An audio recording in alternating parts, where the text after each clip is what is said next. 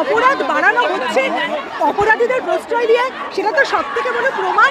আমাদের মাননীয় বলছে যে কোথাও ফোর্স করতে, এবার এই ফোর্স করাটা আমরা তো সবসময় অন্যায়ের বিরুদ্ধে করতে হয় জানি।